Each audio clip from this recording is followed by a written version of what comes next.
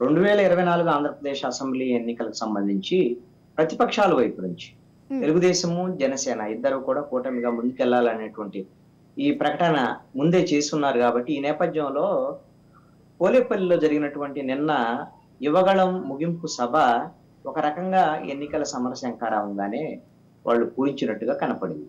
హ్మ్. ప్రధానంగా అధికారంలో ఉండేటువంటి వైఎస్ఆర్ కాంగ్రెస్ పార్టీ ప్రభుత్వము ప్రజా వ్యతిరేక విధానాలను ఏ విధంగా అవలంబిస్తుంది, అప్రజాస్వామిక చర్యలు ఎలా ఉన్నాయి, అప్పుల ఆంధ్రప్రదేశ్ ఎలా ఉంది, నిరుద్యోగ సమస్య ఎలా ఉంది, అన్ని రకాల ప్రభుత్వ వైఫల్యాలని దాంట్లో ఎత్తి చూపారు. అవును. అదేవిధంగా తెలుగుదేశం, జనసేన ఒక మంచి పరిపాలన అందించడానికి మీ ముందుకు వస్తుంది, మీరు అందరూ ఆశీర్వదించండి అనేటువంటి విధంగా ప్రజలకు ఒక అప్పీలు చేశారు. అది యువకాలం బహిరంగ సభ కాబట్టి, యువకాలం ముగింపు సభ కాబట్టి లోకేష్ వాటికి సంబంధించిన అంశాల మీద వాళ్ళు అందరూ కూడా మాట్లాడినటువంటి పరిస్థితి ఉంది. దీని మీద ఉమ్మడి మేనిఫెస్టోకు సంబంధించినటువంటి అంశాలు, ఆ మేనిఫెస్టోలో ఏవి అంశాలు ఉంటాయి అనేది పవన్ కళ్యాణ్ చెప్పారు. ఆ తెలుగుదేశం వైపు నుంచి కూడా మేనిఫెస్టోకు సంబంధించినటువంటి సూచాయిగా చాలా అంశాలు చెప్పారు. ఇవన్నిటి మీద త్వరలో మరి తిరుపతిలో ఒక బహిరంగ సభ, అదేవిధంగా అమరావతిలో ఒక బహిరంగ సభ ఉంటాయి అనేటువంటి దాని మీద వాళ్ళే ప్రకటించారు కూడా ఆల్రెడీ. అంటే ఉమ్మడి మేనిఫెస్టోతో ఎన్నికలకు రెడీ అయిపోయినటువంటి పరిస్థితి ప్రతిపక్షాల వైపు నుంచి నిన్న హ్మ్. కనపడింది.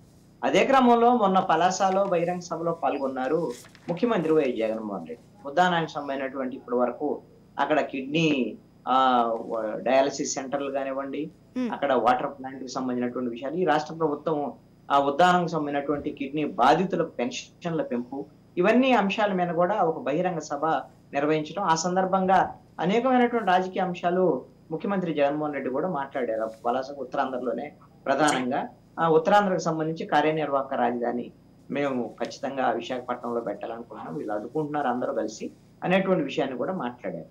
ఈ రోజున అల్లూరు జిల్లాలో కూడా ముఖ్యమంత్రి వెంటనే నిన్నేమో తెలుగుదేశం, జనసేన సభ, ఈ రోజున వైఎస్ఆర్ కాంగ్రెస్ పార్టీ అధికార ప్రభుత్వం యొక్క సభ.